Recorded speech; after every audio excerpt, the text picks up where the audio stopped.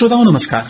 हमारे जनपद में, हमारे गांव में, हमारे प्रदेश में कभी कभी ऐसे कुछ विलक्षण अधिकारी आते हैं जिनके किए गए कार्यों से हम सदैव प्रेरित होते रहते हैं, हम आगे बढ़ने के लिए सोचते हैं और अपने जीवन में बहुत बड़ा बदलाव महसूस करते हैं। आज हमारा सौभाग्य, हमारे साथ अपर निदेशक नेशनल हेल्थ मिशन यूपी वरिष्ठ आईएएस अधिकारी डॉक्टर हीरालाल जी उपस्थित हैं। डॉक्टर साहब आपका स्वागत है। नमस्कार। थैंक यू, शुक्रिया आपको। डॉक्टर साहब ये बताएं कि इस समय नेशनल हेल्थ मिशन, इसमें क्या क्या आपकी प्राथमिकताएं हैं और किन बिंदुओं पर आप लोग ज्यादा फोकस कर रहे हैं? देखिए, जो नेशनल हेल्थ मिशन है ये भारत सरकार का कार्यक्रम है। पहले ये नेशनल रूरल हेल्थ मिशन था, तो केवल हम लोग देहात में काम करते थे। अब शहर में भी काम करने लगे, तब इसका नाम हो गया नेशनल हेल्थ मिशन। इसका काम क्या है कि जितनी भी बीमारी हैं, जो चल रही हैं, जो बीमारियां हैं वर्तमान में या जो नई बीमारियां आती हैं, उनकी दवाओं और उसके उपचार के विषय में कार्यक्रम बनाना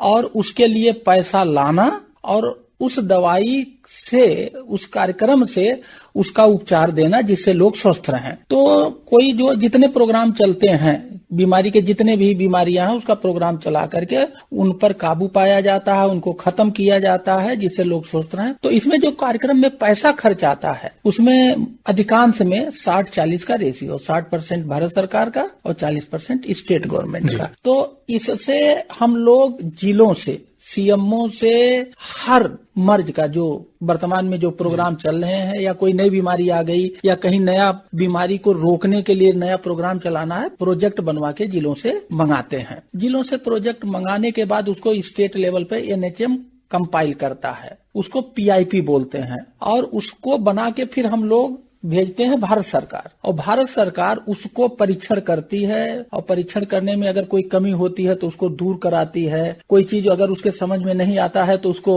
मना भी कर देती कि नहीं, ये प्रोग्राम में अभी नहीं चलाना है। जो इस तरह से प्रोग्राम एक्सेप्ट होते हैं, फिर एक्सेप्ट होने के बाद वहां से पैसा आता है, हम लोग जिलों में देते हैं और उससे प्रोग्राम को लागू करते हैं और लागू करके लोगों की दवाइयां कराते हैं और अस्पतालों के माध्यम से। अब उसमें आशा है, सीएचओ है, एएनएम सेंटर है, सीएचओ सेंटर, गांव में जो आशा है, पीएससी, सीएससी, जिला अस्पताल, मेल फीमेल और बहुत सारे प्राइवेट लोगों को भी हम लोग सपोर्ट करते हैं, चाहे वो टेक्निकल सपोर्ट हो चाहे फाइनेंशियल सपोर्ट। बड़े संक्षिप्त में नेशनल हेल्थ मिशन का ये काम है कि कैसे लोगों को स्वस्थ रखा जाए। अच्छा, इसमें वर्तमान में ऐसे कौन से बिंदु आप बताना चाहेंगे कि जो उल्लेखनीय हैं आपके एनएचएम के, जिससे लोगों का बड़े पैमाने पर भला हो रहा है? देखिए, हर बीमारी से लोग मरते हैं, तो मौत चाहे किसी से हो, संख्या पे नहीं जाना चाहिए। तो इसीलिए किसी में मौत ज्यादा होती है और किसी में कम होती है। तो हम लोग जो सोचते हैं कि हमें मरने ही नहीं देना है, हमारा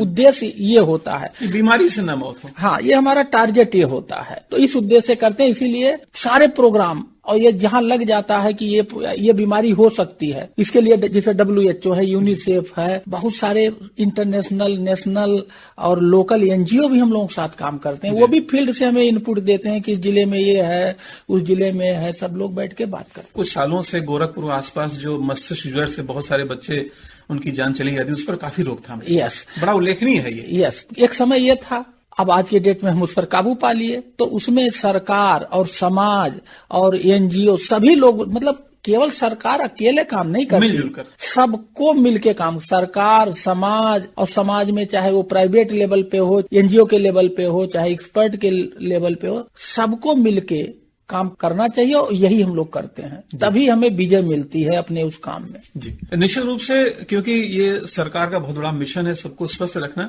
एक चीज आपसे जिज्ञासा हो रही है कि आप लगातार कुछ नए कार्य करते रहे। जब आप जिलाधिकारी बांदा के पद पर थे तो आपने बांदा जनपद बहुत अनूठे कार्य किए, से एक लंबी फहरिस्त है। और उसमें से मैं दो एक उल्लेख करना चाहूं कि जैसे आपके प्रयासों से मतदान प्रतिशत 10.55% बढ़ा। आपके प्रयासों से जहां पर बांदा जैसा बुंदेलखंड का इलाका, जहां पानी कमी है, वहां पर 1.34 मीटर वाटर लेवल ऊपर आ गया कुओं में। जी, मैं उनकी थोड़ी सी चर्चा करना चाहूंगा।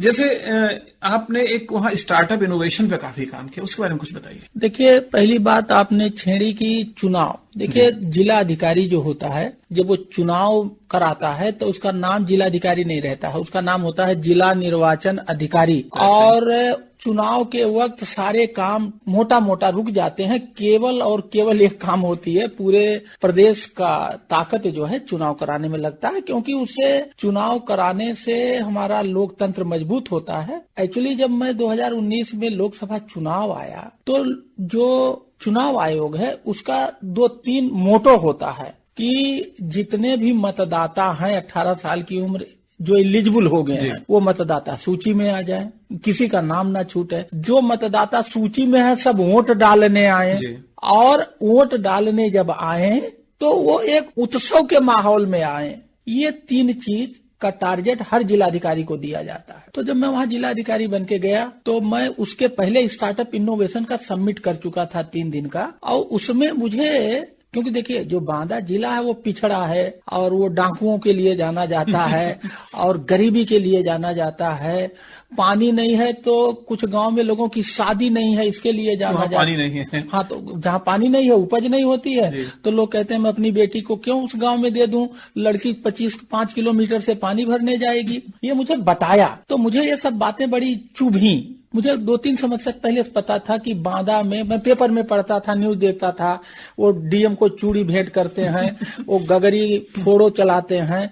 तो ये सब चीजें जब मैं जा रहा था तो मुझे पता था पानी की समस्या है। तो जब मैं वहां गया तो सबसे पहली जो समस्या रोड जाम हुआ, और बतौर जिलाधिकारी कि साहब वहाँ रोड जाम हो गया, लंबी लंबी कतार लग गई है, वो आई समस्या, वो पानी के लिए था। तो मैंने अपने एसडीएम को भेजा, तो लौट के वो सब जाम उम खुलवा, महिला आईएएस अफसर थी, तो उन्होंने कहा है वो जो है नलकूप खराब हो गया था, 5 दिन से पानी नहीं आया इसलिए जाम हो गया। फिर वो जो घटना थी पानी की जाम की, हमने कहा ये पहला बोहनी जिसको कहते हैं ना उद्घाटन खराब हो गई, पानी के समस्या से हुआ है जी।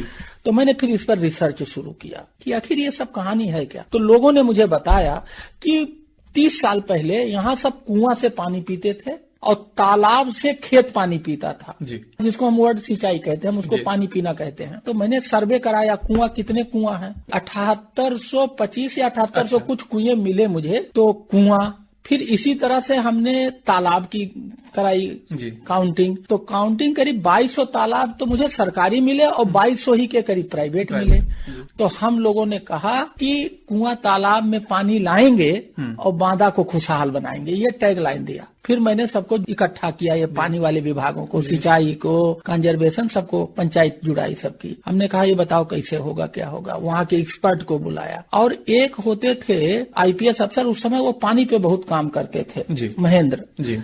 तो उनको हमने बुलाया और इसको लेकर के एक हमने अभियान छेड़ा। जितने भी हमारे तालाब थे उन तालाबों की सफाई मनरेगा से और श्रमदान से, और एक अपना खेत तालाब स्कीम उधर चलती थी, उससे नए नए तालाब खुदवाना, मोटिवेट। अब हुआ क्या कि जब बरसाती पानी आया तो तालाब में इकट्ठा हो गया और धीरे धीरे धरती में भी पानी जाने लगा। और कुआं के किनारे हम खंती खुदवाते, तो क्या होता था, पानी जो बरसात का होता था उस खंती में इकट्ठा हो जाता था और फिर वो धरती में चला जाता, के नीचे चला जाता। अब तो हमने बरसात के पानी को बहने नहीं, वाटर रिचार्जिंग हो गई, लेकिन ये हमने नहीं किया, ये जनता के प्रयास से, वो ये जनता ने किया। तो इस तरह से हमने कुआं पूजन का अभियान चलाया।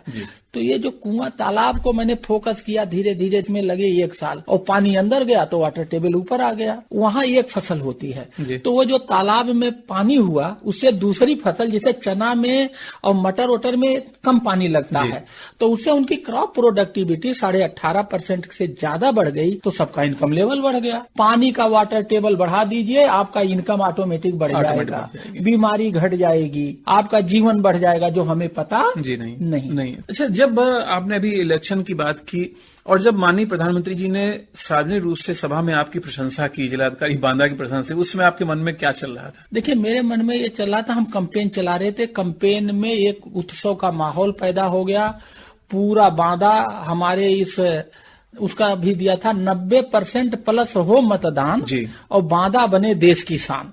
उसमें भी हमने कहा कि हम अगर वोटिंग परसेंटेज बढ़ाते हैं तो इससे हम लोकतंत्र को मजबूत करते हैं, और ये देश सेवा है। लोकतंत्र कैसे मजबूत होगा? वोटिंग परसेंटेज बढ़ाओ, वोटिंग परसेंटेज बढ़ाओगे तो उससे ये मैसेज जाएगा कि हमारा लोकतंत्र का जो व्यवस्था है, लोकतांत्रिक व्यवस्था, उसमें हमारा विश्वास ज्यादा है। तो हमने कहा कि तुम्हें तीर्थ यात्रा करने इधर उधर नहीं जाना है, तीर्थ यात्रा, यही तुम यार वोटिंग परसेंटेज बढ़ा दो और लोकतंत्र मजबूत हो जाएगा और पूरे देश में बांदा का नाम हो जाएगा। तो इस तरह से उसको मैंने इमोशन से जोड़ा, उत्सव का माहौल बनाया। वोटिंग परसेंटेज बढ़ता क्यों नहीं है, इस पर गए तो पता लगा कि साहब इलेक्शन के दिन गाड़ी रोक दिया जाता है, तो लोग वोट नहीं डालने जाते हैं। तो हमने उसको गाड़ी खोल दिया, बस 100 मीटर पहले तक नहीं जा सकते हो, बटिया सब तफरी करो। फिर लोगों को ये पता लगा कि जिस दिन वोटिंग होती है धूप बहुत था मई में, पानी कहाँ पिए, तो हम घराती बराती का कॉन्सेप्ट लाई। किताब में मैंने इस वाली किताब में आपकी बड़ी प्रसिद्ध पुस्तक है डायनेमिक डीएम। हाँ, तो इसमें ये लिखा है। अब ये घराती बराती क्या है, सब ऐसे नए प्रयोग किए हमने। तो हमने हर बूथ पे टेंट लगाई और वहाँ लोकल नाच गाना वालों के लिए हर बूथ पे नाच गाना की व्यवस्था कर दी, पानी की व्यवस्था कर दी, चाय की व्यवस्था कर दी और गुड़ चना की व्यवस्था, खाने पीने की व्यवस्था। अब वो हो गया जो ये सामियाना, वो हो गया शादी का टेंट। घराती कौन होगा, उस गांव के जितने कर्मचारी थे, सचिव, लेखपाल, सफाई कर्मचारी, मनरेगा वाला 25-30, वो हो गए घराती। और वोटर हो गया बराती। वो बराती आएगा, वोटर है जो बराती आएगा, तुम उसको पानी पिलाओगे। कौन पानी पिलाएंगे, जो कर्मचारी जो घराती हैं, जो अपने बड़ा खुदा समझते थे, लेखपाल और ये कि हम बड़े हैं, इनको मैंने सेवा में लगा दी, इनको सेवा में लगा दी। अब ये बहुत बड़ा एक अभियान छेड़ा, लोग बड़ी जागरूकता उत्सुकता रही होगी। हाँ, तो अब ये घराती बराती लोग गांव में चावल बांटते थे, मजा लेते थे कि भाई न्योता देने आए हैं पेपर। इसमें मीडिया ने भी हमारा बहुत साथ दिया और पूरा एक उत्सव बना दिया हमने। इसमें हमने करीब 20-22 इनिशिएटिव लिए, हमने 20,000 चिट्ठियां लिखी। जितने कर्मचारी थे मेरे ओरिजिनल सिग्नेचर से डीएम की चिट्ठी आई है और मतदान का संदेशा लाई है। हमने देखा करीब 30% लोग बाहर नौकरी करते हैं। हर गांव से उनकी सूची बनवाई और उनको जो है वीडियो बनवाए 4, उनके घर वाले उनको वीडियो भेज रहे हैं। उस गांव का आदमी वो वोट डालने आना है, हाँ, वहाँ उस गांव का लेखपाल उनको भेज रहा, उस गांव का सचिव भेज रहा। एक आदमी के जो बाहर रहते थे 5-5 लोग फोन करते थे, वोट डालने कब आ रहे हो। और एक ऐसा माहौल जहाँ देखा, जैसे पता लगा कि रायबरेली में ईंटा पाथने जाते हैं ज्यादा हैं, तो ऐसे 8-10 जिलों में मैंने अपने अधिकारी भेजा, जाओ वहाँ के जो लोग हैं उनको न्योता देके आओ। तो वो जो 25-30% वोट आते ही नहीं थे, उसमें से 5-6% वोट हमने बुला लिए। हाँ, तो इस तरह से हमने टी-शर्ट बनवाया, टोपी बनवाया और एज ए कलेक्टर टी-शर्ट टोपी मेरे हजारों वीडियो होंगे, पूरा मीडिया ने कवर किया। तो अल्टीमेटली ऐसे कल्चरल में 3-4 देहात की लड़कियां गाना गाती थी, उनको ब्रांड एम्बेसडर बना दिया। रैली निकालते थे। एक कलेक्टर के रूप में मैं टी-शर्ट और टोपी में 3 महीना था, मेरा पूरा स्टाफ पहनता था। जी बिल्कुल महोदय, मैं इसलिए और इस विषय पर ज्यादा बात कर रहा हूँ कि अब आगामी चुनाव होने वाले हैं और जहाँ जहाँ ये आकाशवाणी आगरा कार्यक्रम सुना जाएगा, अब तो पूरी दुनिया में सुना जाता है, कम से कम इन माध्यमों से लोग जागरूक हों और ज्यादा वोट डालने पहुंचे। हाँ, अब देखिए हम क्या कहते हैं, अगर आप आम जनता में थोपोगे कि हम बहुत बड़े पावरफुल हैं, कोई नहीं मानता। आपको आम जनता को कन्विंस करना पड़ेगा, रीजन देना पड़ेगा। हमने कहा 90% प्लस, कि 90% से ज्यादा वोटिंग करना, तो ये हम कहाँ से 90 लाए, 80 क्यों नहीं रखा। एक्चुअली वहाँ हम परसेंटेज गए कि हाईएस्ट परसेंटेज कहाँ था। तो 2 बूथ पे एक जगह 91% हुआ था, एक जगह 92। तो हमने सबसे कहा और बूथ वालों से कि बताओ, जब 2 बूथ वाले 90% से ज्यादा कर सकते हैं, आप लोग क्यों नहीं कर सकते? क्यों नहीं? एक कंपटीशन पैदा किया जी। और एक माहौल बन गया, वो सब रंग गए उसी रंग में, एक उत्सव का माहौल बना, घराती बराती बना, ये सब नया नया हुआ तो लोगों को मजा आया। जब 25 अप्रैल को पीएम साहब आए तो उनको ये कहीं से बात पता था जी, तो उन्होंने अपने शुरुआत ही अपने भाषण का हमारे इस जिक्र किया, हाँ, इसका अभियान का तारीफ किया, उसके बाद वो शुरू किए। तो ये है कहानी। सर, आज के समय बहुत बड़ी समस्या है जो तापमान बढ़ रहा है पूरी दुनिया में और इसके दुष्परिणाम देखने को मिल रहे हैं और इसके लिए बहुत जरूरी है कि वृक्ष लगाए जाएं, पौधे रोपे जाएं। इस पर आपने बहुत बड़ा काम किया है, पेड़ जियाओ अभियान और पेड़ प्रसाद, क्या कंसेप्ट था? देखिए, मेरा जो सोचने का तरीका है, I do the same thing differently, मेरा ये तकिया कलाम है जी। वृक्षारोपण शुरू से, जब से देश आजाद हुआ, वृक्षारोपण जिला अधिकारी की अध्यक्षता में एक कमेटी बनी है, जिला वन रोपण समिति, डिस्ट्रिक्ट प्लांटेशन, डीएम अध्यक्ष है, डीएफओ उसके सचिव हैं और सारे विभाग के लोग सदस्य हैं। और हर साल हम पेड़ लगाते हैं। हमें एक चीज का आंसर चाहिए था, वो हमें नहीं मिला, आज भी नहीं मिला। क्या कि अगर हम जितना पेड़ लगाए हैं, अगर वो सब जिंदा होते तो एक पेड़ के ऊपर 10 पेड़ हो जाता। तो मुझे जब इसका आंसर नहीं, मैं इसी का आंसर ढूंढ रहा था। वो पेड़ गए कहाँ? हमें ये समझ में आया इस क्वेश्चन का आंसर कि पेड़ लगाना बहादुरी नहीं है, पेड़ को जिंदा रखना बहादुरी है। तो हमने कहा ये जो पेड़ लगाओ अभियान चलता है ये नाम ठीक नहीं है। पेड़ जियाओ अभियान करें। पेड़ जियाओ अभियान, पेड़ जियाओ अभियान में पेड़ लगाओ है, जब पेड़ लगाओगे तभी तो जियाओगे। तो हमने छेड़ दिया पेड़ जियाओ अभियान। अब पेड़ क्यों जिंदा रहेगा, कौन जिंदा करेगा? तो हमने कहा पेड़ के साथ उसका एक लगाव पैदा किया जाए, चाहे वो धार्मिक लगाव हो, चाहे उसका कुछ लगाव हो। हमने कहा ये मंदिर में लोग जाते हैं, ठीक है, तो मंदिर में चदरा चढ़ा रहे हैं, मिठाई चढ़ा रहे हैं, और वो पंडित जी क्या करते हैं, जो गुरु जी होते हैं वो रख लेते हैं दूसरे का, और जो पहले से दूसरे का होता उठा के उसी में से दे देते हैं, वो प्रसाद हो गया। जब हम लेके जाते हैं तब तो वो मिठाई है, और जब वो मंदिर में रख उठा और दूसरे का हमें मिला तो प्रसाद हो गया। अब वो प्रसाद अगर एक दाना भी गिर जाता है तो उसको उठा के ऐसे माथे लगाते हैं। अब उसमें भगवान का पावर आ गया जी। यही चीज मैंने सोचा, हमने सारे जितने गुरुद्वारा और मौलवी और सबको बुलाया। हमने कहा देखो आप लोगों को मैं पेड़ दे रहा हूँ। पहले हमने उन्हें सबको 500 पेड़ दिए, और एक एक मंदिर और एक एक गुरुद्वारा और एक एक मस्जिद पर एक अधिकारी को नोडल ड्यूटी लगाई और सबकी बैठक करी कि हम अभी पेड़ दे रहे हैं, आपके यहाँ जो श्रद्धालु आता है उसको आप वो प्रसाद आप सब कुछ दो, मिठाई दो, जो भी देना दो, है, कपड़ा दो, फूल दो, लेकिन हमारा एक पेड़ भी दो। ये भी प्रसाद रहेगा, ये भी प्रसाद रहेगा। अब ये जो प्रसाद के रूप में पेड़ मिला, जब ये लेके जाएगा तो मरने नहीं देगा। प्रसाद मिला, अगर पेड़ को कुछ हो गया तो भगवान नाराज हो जाएगा। तो ये मतलब हमने उसमें ये भावना जोड़ के किया। फिर इसका नाम रखा पेड़ प्रसाद जी। फिर हमने कहा ऐसा करो कि नर्सरी वालों को कहा पेड़ पैदा करो, तुम्हारे लिए हमने माहौल पैदा कर दिया, डिमांड बढ़ गई। हाँ, और दुकान वालों से कहा कि तुम लोग प्रसाद के साथ पेड़ बेचो, जैसे बेचते हैं जी, वो मिठाई बेचते हैं, लड्डू पेड़ा देते हैं, एक पौधा भी मिठाई भी वो प्रसाद चढ़ाओ। हाँ, ये किया पहला माहौल ये पेड़ प्रसाद का। फिर मेरे पास आते थे, कहते थे सर हमारे बिटिया की शादी है, हमारे घर चलो। तो हमने कहा ठीक है हम चलेंगे, लेकिन एक कंडीशन पे। सब चाहता कलेक्टर मेरे यहाँ है। हमने कहा तुम अगर 100 पेड़ बाराती को बांटो तो मैं चलूंगा। तो जो 100 पेड़ देता था मैं जाता था, उसका भी फल, और मैं अपने हाथ से, मेरे हाथ से सबको 100 पेड़ दे। अब वो बाराती जब वो पेड़ लेके जाता है वो गिफ्ट है, मरने नहीं देगा। दूसरा काम किया। तीसरा काम किया, ऐसे लोग कहते थे एनुअल फंक्शन करते थे स्कूल में जी। तो वो भी आए, सर हमारे यहाँ चीफ गेस्ट बन जाइए। हमने कहा बिल्कुल बनूंगा, शर्त है मेरी मिनिमम 100 पौधा बांटो बच्चों को। काफी लोग बांटे, वो 100 पौधा उनके लिए क्या माने रखता था। हमें बुलाते थे, मैं जाता था और पौधा बांटता था। एक आदमी एक दिन मेरे पास आया, मैं चोरी भी बहुत अच्छा करता हूँ, उसका खुलासा कर दीजिए आज। तो चोरी ऐसे करता हूँ, अगर कोई आदमी मेरे सामने आता, वो ये मैं नहीं सोचता वो गरीब है, कम पढ़ा लिखा है, अगर किसी ने कोई अच्छी बात बताई मुझे और मुझे लगा कि ये समाज के लिए फायदेमंद, तो चोरी कर लेता हूँ, साइड तुरंत ग्रहण कर लिया। हाँ, ग्रहण करके तुरंत लागू करता हूँ। वाह क्या बात। मेरे पास एक आदमी आया, उसने कहा साहब मैं बर्थडे पे 100 पेड़ गिफ्ट करता हूँ और आप मेरे बर्थडे पे चलिए। बस मैंने ये चोरी कर लिया कि बर्थडे पे 100 गिफ्ट होना है। अब मेरे पास जो भी आते थे, हमारा बर्थडे है चलेंगे, हमने कहा बिल्कुल चलेंगे, 100 पेड़ दो मिनिमम। फिर हमने अपने फॉरेस्ट वालों को लगाया, बहुत सारे लोग अपने घर को पेड़ से, उनकी मैडम और वो लोग पेड़ सजा के हरा हरा किए रहते। हमने कहा पता करो कितने बांदा शहर में घर सजाया है फूल पत्ता से उनके।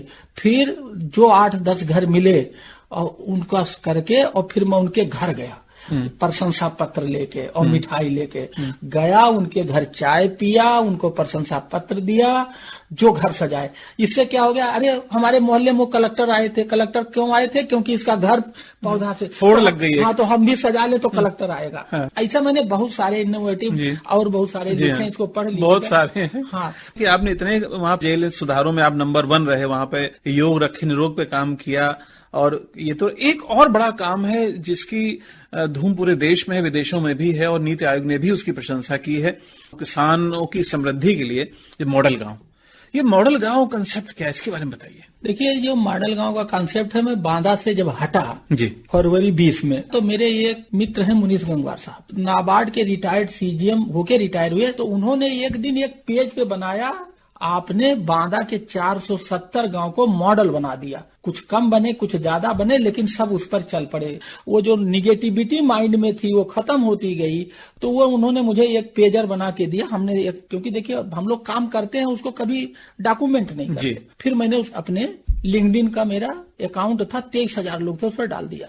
तो आईसीसीआई फाउंडेशन के जो उस समय कंट्री हेड थे श्री सौरभ सिंह, उन्होंने मुझे मैसेज किया, कहीं मैं लिंक्डइन पे आपको फॉलो कर रहा हूँ पिछले 4-5 साल से, और आप बहुत अच्छा काम करते हैं, आपका ये जो सब जोड़ के दिए हो, जब बांदा में आप ये काम ऐसे कर सकते हैं तो इसको पूरे प्रदेश में करा जाए, कंट्री में करा जाए।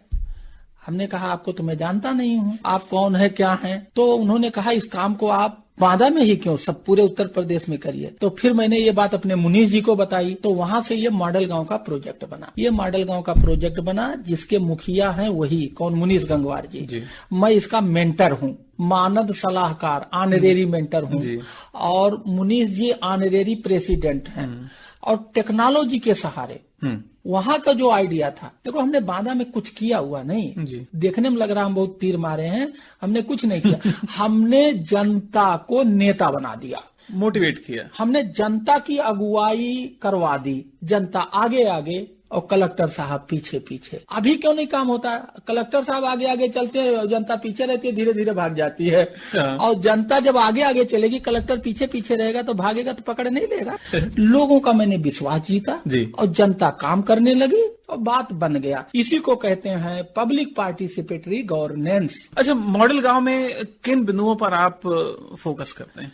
देखिए, मॉडल गांव में इस पर भी कॉन्सेप्ट बनाए, गांव का विकास क्यों नहीं होता। किसी से जाकर पूछ लो विकास क्या है तो कोई नहीं बता पाए। तो जब विकास नहीं पता है तो करेंगे क्या? फिर पूछ लो अच्छा ये विकास में क्या क्या करोगे, तो कहेंगे नल लगा दो, खड़ंजा लगा दो, स्कूल बनवा दो, 3-4 पॉइंट बोलते हैं। उनको विकास के क्या क्या मुद्दे हैं ये भी नहीं पता। 2 बात। तीसरी बात यह है कि अगर उनसे पूछो कि आपको विकास चाहिए तो कहे हाँ विकास चाहिए, वो प्रधान काम नहीं करता, वो एसडीएम नहीं काम करता, हमें ना कुछ करना पड़े, सब उनका विकास कौन कर दे, दूसरा कर दे, प्रधान कर दे, सचिव कर दे, लेखपाल कर दे, उनके गांव वाला कर दे, उन्हें ना करना पड़े। गांव में विकास की भूख ही नहीं है, ना विकास पता, ना विकास के मुद्दे पता, और ना विकास की भूख है। कहीं आपने सुना कि गांव में विकास नहीं हुआ, 15 दिन से धरना बैठे हैं? यह है बीमारी।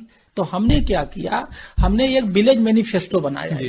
इलेक्शन मैनिफेस्टो तो आपने सुना होगा, विलेज मैनिफेस्टो पहली बार है। हाँ, हम पहली बार ये कॉन्सेप्ट लेके आए। ये भी मेरा एक इनोवेशन। और इसमें बहुत सारे 10, 12, 20 पॉइंट हैं, 25 पॉइंट हैं। तो हम लोग इस विलेज मैनिफेस्टो से ये बताते हैं कि विकास क्या है, तो विकास पता लग गया। और फिर हम बताते हैं कितने मुद्दे पे काम करना, वो 25 बिंदु। अब हमने उन्हें क्या बता दिया, विकास क्या है और विकास के मुद्दे क्या हैं। तो इससे हमने उनको मोटिवेट किया। इसका ये है पहला विलेज मैनिफेस्टो, इसका पार्ट 1 है। इसका पार्ट 2 ये है चेंज मेकर।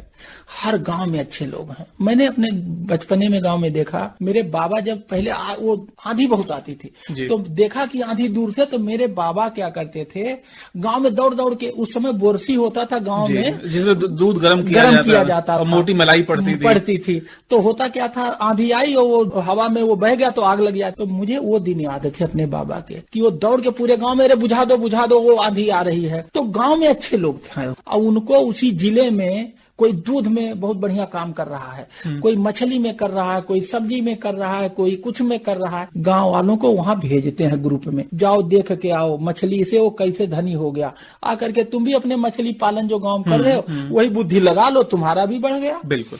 तो ऐसे लोगों को हम लोग बेस्ट प्रैक्टिसेज पे उसी जिले में भेजते हैं जिससे आने जाने में कोई दिक्कत ना हो।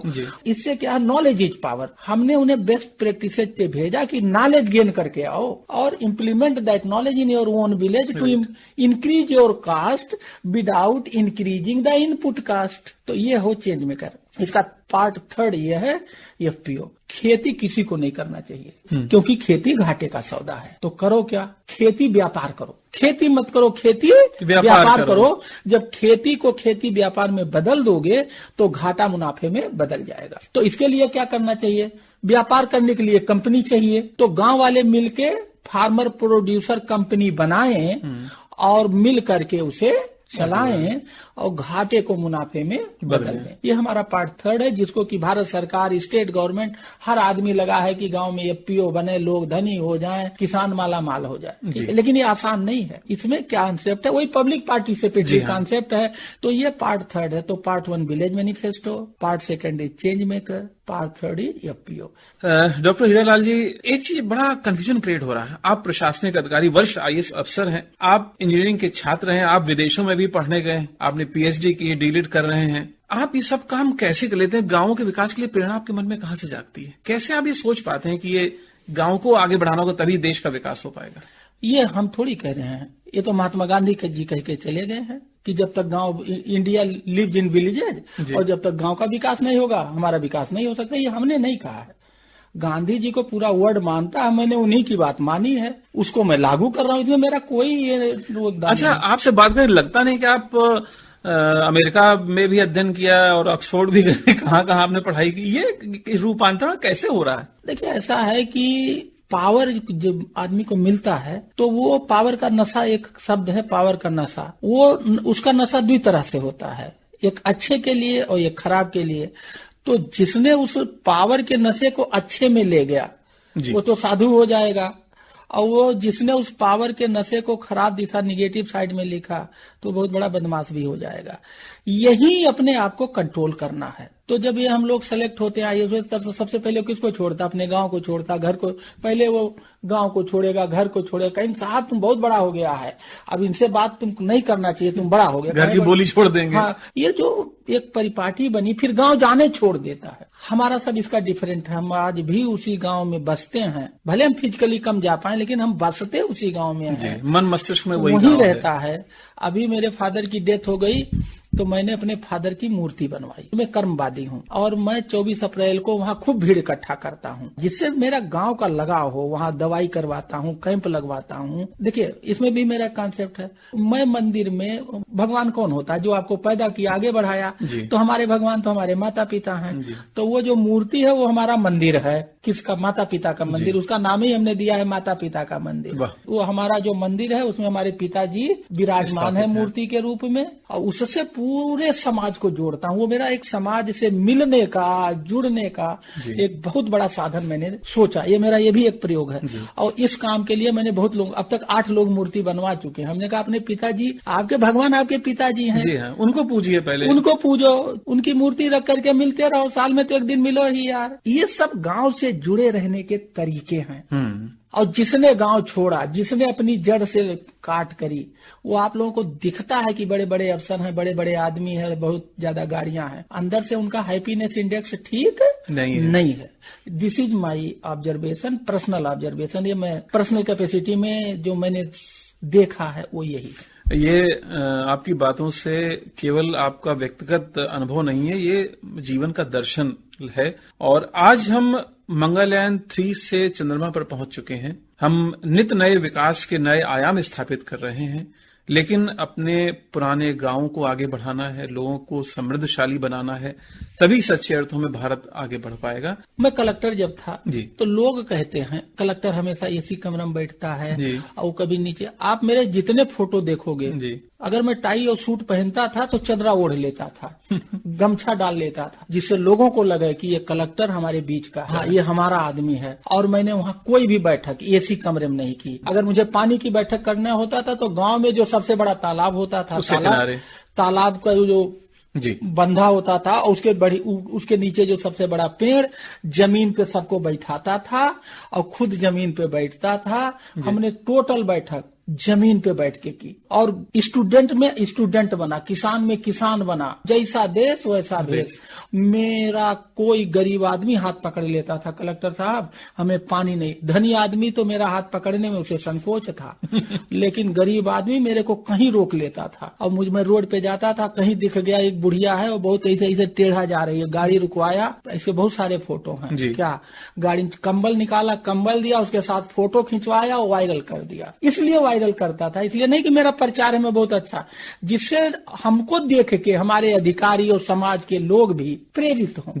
हमने टोटल बैठक, हम देहाती कलेक्टर थे, हम देसी कलेक्टर थे। हम लोगों को ताना मारते हैं ना कि अंग्रेज तो चले गए लेकिन वो अपना छाप नहीं छोड़ के गए, देशी अंग्रेज छोड़ गए। हाँ, तो मैंने वो छाप अपने पे नहीं आने दिया, यही डिफरेंस, और कोई खास बात नहीं। निश्चित रूप से आपकी बातों से बहुत प्रेरणा मिल रही है, और जो भी लोग सुन रहे हैं अपने गांव के लिए काम करेंगे, समाज के लिए काम करेंगे, और जब समाज आगे बढ़ेगा तभी देश आगे बढ़ेगा। आप आए,